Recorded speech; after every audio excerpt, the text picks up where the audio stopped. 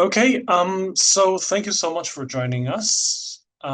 Just to make sure that you can hear me, if you can hear me, could you please press some response from your Zoom? For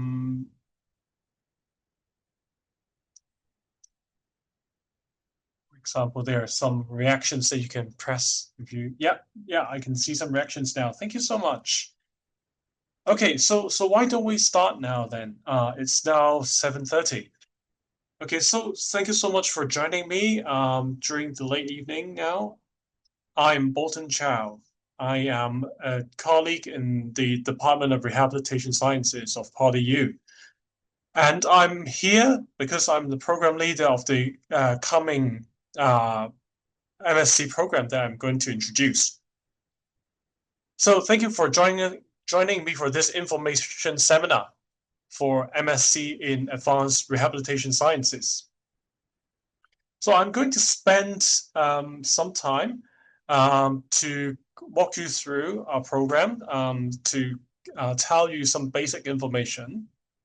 And hopefully that will interest you. And eventually, hopefully that will see your application at some point in our system. Okay, without further ado, let me get it started. Okay, also, if you have any troubles, feel free to let me know. If the volume is too soft, too loud, let me know. Or anything uh, that you want to tell me some feedback, just let me know. Okay, so just a little bit of background of our MSc program. Our department has quite a history of running postgraduate programs. In 1992, we actually launched the first postgraduate diploma scheme in our department. And in 2001, we launched the self-financed postgraduate scheme in rehabilitation sciences. And then in 2007, we launched the full-time master programs. Okay, so and I guess many of you also noticed that we are the first rehabilitation sciences department in Hong Kong, and we have been training professionals in this field for a long time. And I suspect some of you might be our graduate as well. So we are really looking forward to seeing some of our graduates coming back to join us and also to see some new faces as well. Okay, so here I'm showing you this link, but basically this is some information about some other history that is related to our department. Maybe some of them is less related to the MSc program, just skip them.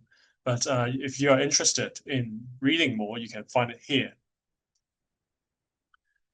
Okay, some general information about our program structure. So here in our department, we have multiple MSc programs.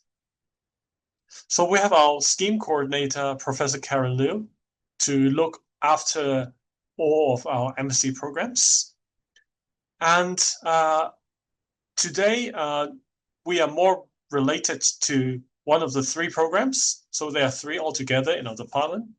And here I'm going to tell you more about MSc in Advanced Rehabilitation Sciences, which I'm serving as a program leader. Under this MSc program, we've got two specialisms. First, it is the generic program. The other is the specialism in rehabilitation of people with developmental disabilities. So the generic program, I again serve as the specialism coordinator. And the other one, we call it the RDD. We have Professor Cynthia Lai to serve as the specialism coordinator. So these are the people that you could potentially reach out if you've got any further questions to ask. Okay, the next thing that I would like to do is to switch to our department's website and to guide you through some important information related to our MSc program. So if you go online, you can type easily PolyU and then RS for short Rehabilitation Sciences, and then you can find our department's website. And then under the department's website, there's a tab Study, Taught Postgraduate Studies, and then MSc program, you find two tabs. One is for the upcoming cohort that you might be applying for. The top one is for existing students. So just ignore the first one, look at the second one. And then you can find the three programs that I just mentioned. And now Advanced Rehabilitation Sciences is a program that we are now talking about. Okay, so I click on that, and then you can see different information related to our program. I won't read everything because I'm sure that you can spend your own time looking for that information, but I'll just highlight some important information. Okay, first of all, why do people want to apply for our program? What do we do in our program? So obviously, we want to equip students with advanced knowledge and professional skills in rehabilitation sciences. Okay, so basically, we have a focus in rehabilitation sciences, obviously, and then we teach students different aspects in order to equip them with some more updated advanced knowledge. Lifelong ability to criticize ongoing future practices is another important thing that we'll cover, and to generate knowledge and skills in rehabilitation sciences. We emphasize not only about learning knowledge and skills, but we also talk about generating these things, as in something that we can develop in our own as rehabilitation professionals. Okay, characteristics, I'll skip this, and but just to highlight that again, that we have the first generic stream and also the RDD scheme stream, which is rehabilitation of people with developmental disabilities. Okay, so on the right, we've got these stream code. Again, the two stream, each of them has the option of a full-time study or a part-time study. Okay, so you can choose by yourself according to your own need. A full-time study would take 1 year, and the part-time study can take 2.5 years. And altogether, students will take 31 credits, and the tuition basically covers that. And for any extra credit, each credit, that is the cost. And so these are the information of program leaders. Okay, there's a button for application, but I'm sure that before you press this, you want to know more. Okay, next, I would like to talk about the curriculum itself. Okay, as I said, there are two streams, generic and RDD. So each stream has a mix of compulsory and elective subjects. Okay, so first, all students will need to take the research method study, research seminar, and a course related to academic integrity and ethics. So there's a project study. Students will have a chance to do research in a specific area of your own choice. And then these two streams start to differ a bit. Okay, first I talk about the left-hand side, which is related to the generic stream. Students taking this stream can choose 6 elective subjects. I'll wait until later to tell you what the elective subjects could be. But then for the RDD students, they have 3 core subjects that they need to take. So the first one is recent advances in RDD. The second one is sensory and motor intervention for people with developmental disabilities. The third one is related to psychosocial rehabilitation. Okay, so there are 3 core subjects that these students must take. So that means that the remaining elective subjects would be just 3. So you have less elective subjects. So that means that if you are sure that you want to learn more about uh, people with developmental disabilities, so some developmental issues, then you might want to take the RDD stream. But then you also have less flexibility in choosing the elective subjects. For those who take the generic stream, can enjoy more flexibility taking any subject of your own choice. So you can take 6 of them. Okay, so that is the overall structure of our MSc program. Again, if you elect to take a full-time mode, then you need to complete all these courses within 1 year. But if you're taking a part-time mode, then everything could be a bit more spread out, and you've got 2.5 years to complete them. So third entrance requirement. Obviously, well, now this is an MSc program, a master's program. So you need to have a bachelor's degree in rehabilitation related disciplines. So how do we define that? So mainly, if you are from a healthcare, you hold a healthcare degree, biomedical science, exercise science, OT, PT, nursing, psychology, and so on, then you're considered related. If you are holding a degree that is in a field that you are not too sure whether it is considered rehabilitation related or not, you can contact us and ask us. But generally speaking, I think most students who want to study our MSc program has already got an interest in rehabilitation related area. So my guess is that students who are applying for us may not have a bachelor's degree that deviate too much from rehabilitation related disciplines.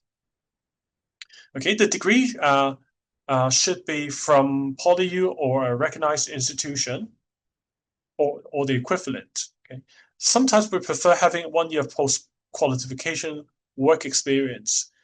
This post-qualification work experience is sometimes useful because we believe that those who have a bit of work experience may know better, as in what they want to learn during their master's degree. But this is just a small preference, but this is not essential. If you don't hold a bachelor's degree, then if you hold a professional diploma related to rehabilitation with 2 years of work experience, now this is a must for these people, then you are also eligible. Okay, of course, we have got English requirements. The requirement is more or less the same elsewhere in Hong Kong for other types of programs. So if you are not a native speaker and your bachelor's degree was obtained from an institution that is not taught in English, then you need to fulfill the English requirement. For example, taking a TOEFL or IELTS. So there's this tab, this link that shows you more details that I'm not going to cover further. Okay, so this is the general requirement. And so we've got these tabs related to inquiries and other things. I'm not going to cover those. Information seminar, which is now. You are here already. Thanks for coming. Okay, so this is what you can find from the website itself. Okay, let me go back to my slides. Okay, so now I think I've shown you some very brief ideas about the program. Then you might ask, what are the exact elective courses, or what are the exact courses that can be taken by the students apart from what has been listed on the list, on the table? For example, for example, the elective courses were not indicated. Okay, so the situation is that we still haven't got all the courses confirmed yet that will be open in the coming year, meaning September 2026. But I can tell you what kind of courses did the students in the past have taken. I particularly show you students in 2024 courses they've taken because uh, before this MSc program was offered in every other year, but aside from this year, we offer this program every year. So this list would be a bit more relevant. So here I give you some courses taken by the students. There are some other courses that are offered that could be selected, but there are a few of them that was not taken by any student in the past. So this is not the full list of courses that can be chosen, but here at least you can see what did the students study in the past. Okay, examples are like some course related to autism spectrum disorder. You can find healthcare, primary healthcare. You can find courses related to psychosocial rehabilitation, case management, brain and behavior, and some other courses. You can see that there's project study. Again, as I said before, it is a course that requires you to complete research, and that will allow our students to have some research exposure as well. Okay, there's another information that you want to know, which is who are we? Who will be teaching these courses? So you can again find the list of our colleagues in our department's website from this link here. Again, if we go back to this page, there's this tab on people, academic stuff, and basically most of these people are part of the teaching team of our MSc program. Okay, so here, if you are interested in knowing them more, you can check on our department's website. Okay, some background of our former students who took our MSc programs. So obviously we've got occupational therapists, physiotherapists, social workers, speech therapists, teachers, so on and so forth, clinical psychologists, medical doctors. Okay, so I'm not sure if you are from this field. If you are, then that's good. If you are not, I think it's still a great thing that if we've got students with more diverse backgrounds.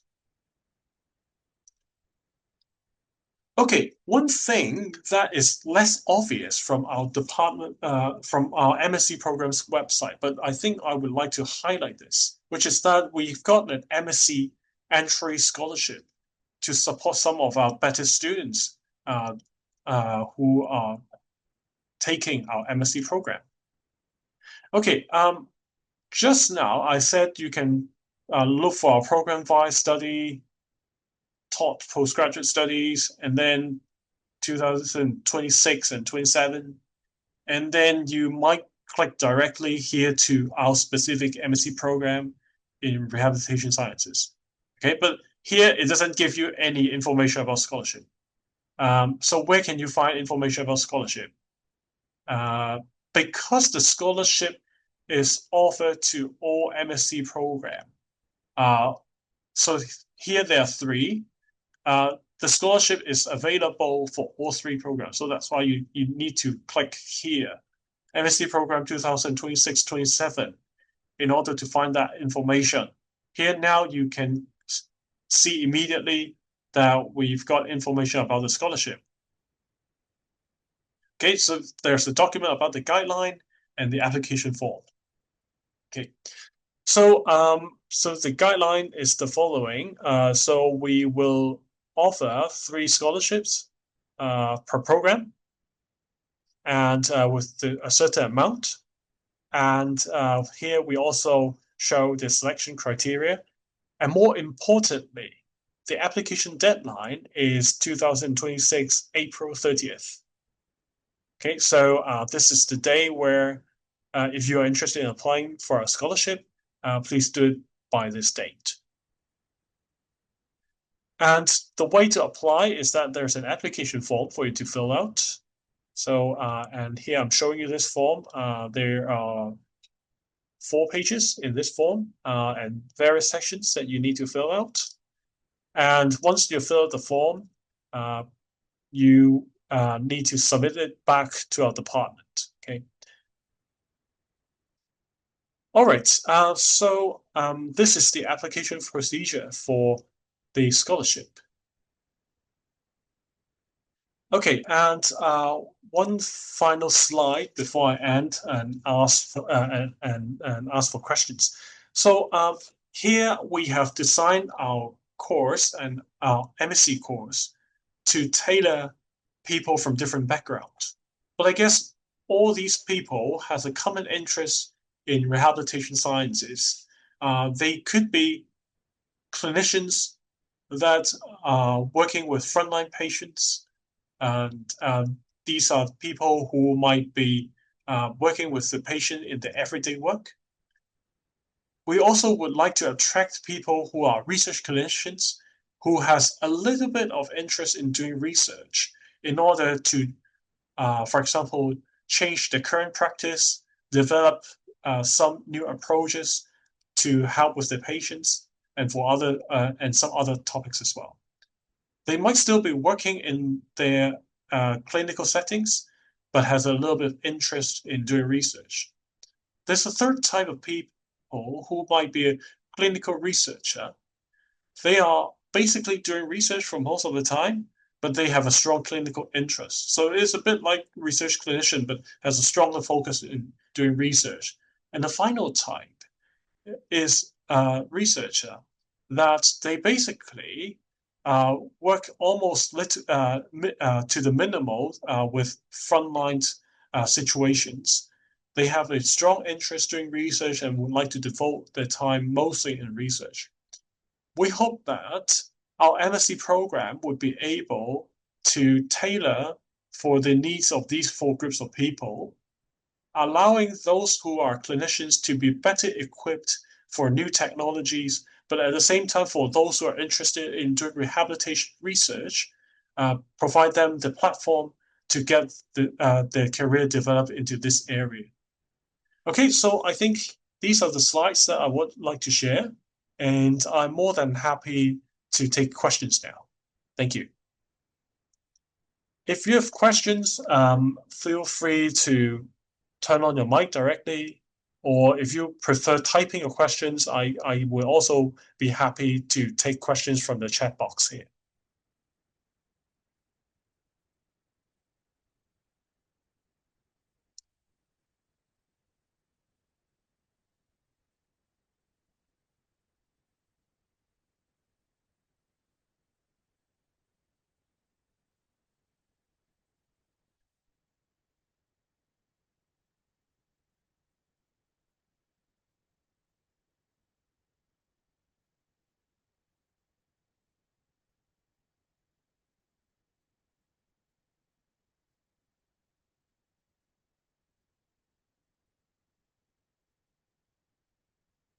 Any questions?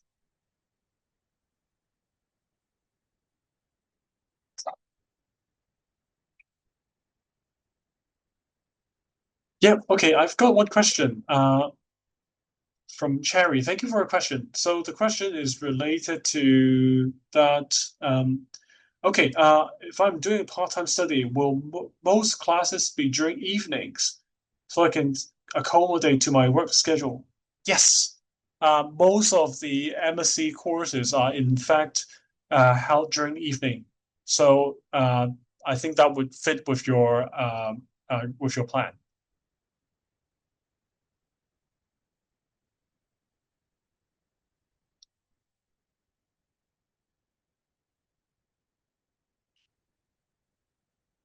Okay, another question from Vienna. I'm not working. The question is the following. I'm not working in the field with patients with developmental disability. Would it affect me studying in the RDD stream? Like, is there case studies needed? Okay, so I think in general, the issue is that we also take into into account why students would like to apply for our program.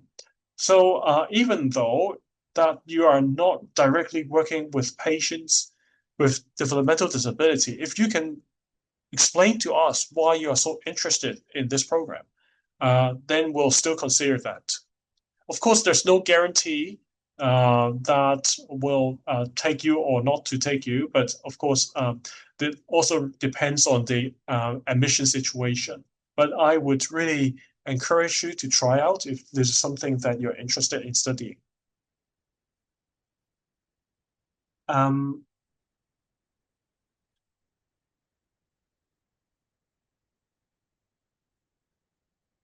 okay, so there's another question.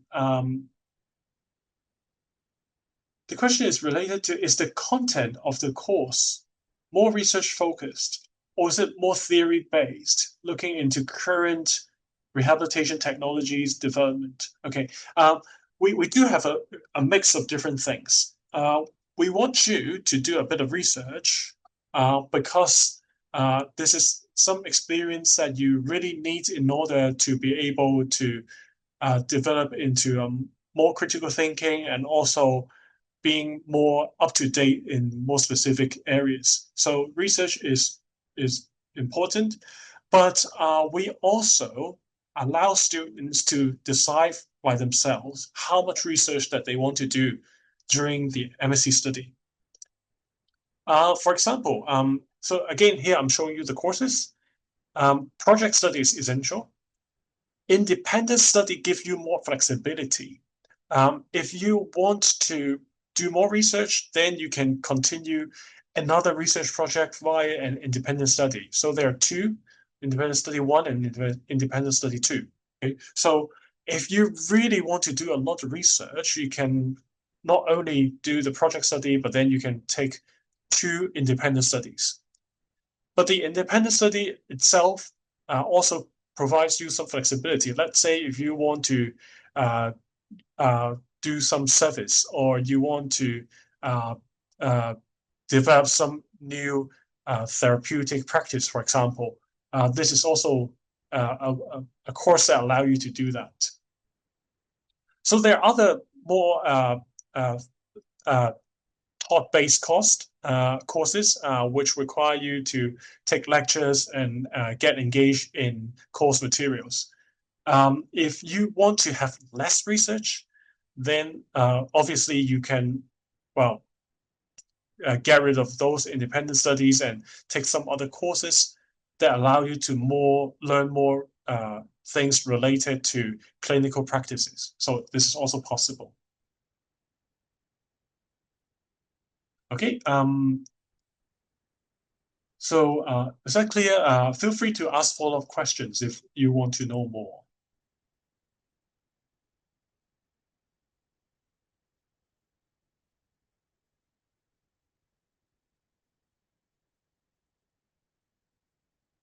Okay, so the question, there's a follow-up question from Cherry. So the question is related to the situation that if you are not working with people with developmental disabilities, I guess that means that if you have no experience working with these people, would that affect your research project in RDD?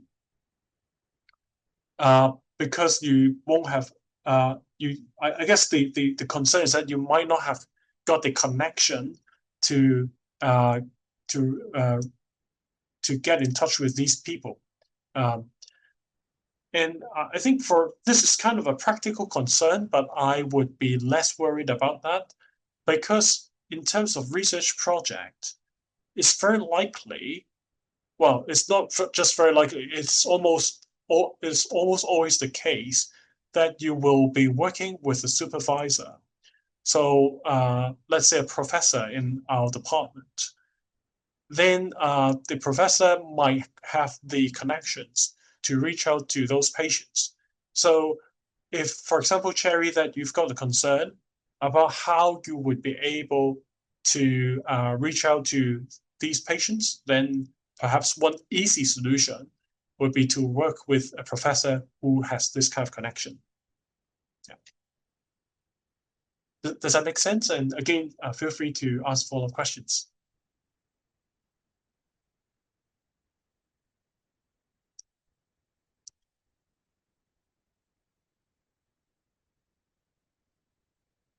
Okay, will the RDD courses require us to find cases with developmental disabilities for practical practice?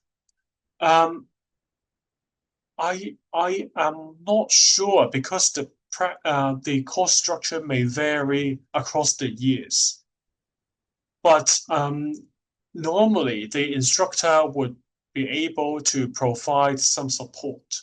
So I can't tell you for sure whether or not you need to reach out to those patients. Um, I'm sorry that I don't really have the more direct answer, but I'm sure that um, if you are a student in the RDD, you've got your peers, and the peers would normally help each other. And I think this is also a part of a very important reason why you are coming to PolyU to study instead of taking an online course, because you know your peers, you study together, you help each other, and also you have the opportunities to talk to the instructors, to raise your concerns, and to reach out for help as well. Okay.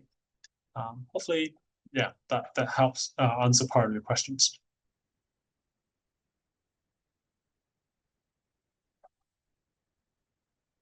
Okay. Any more questions?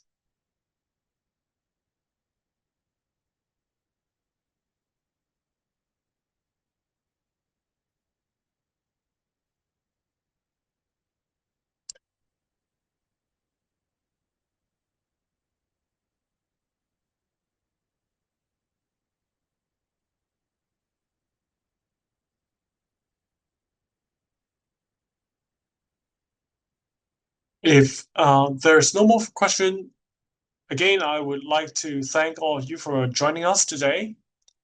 And hopefully, I'll be able to see your application at some point. And wish you all the best. Thank you, and have a nice evening. Okay, we'll call it a day, and this session is going to end. Have a good evening.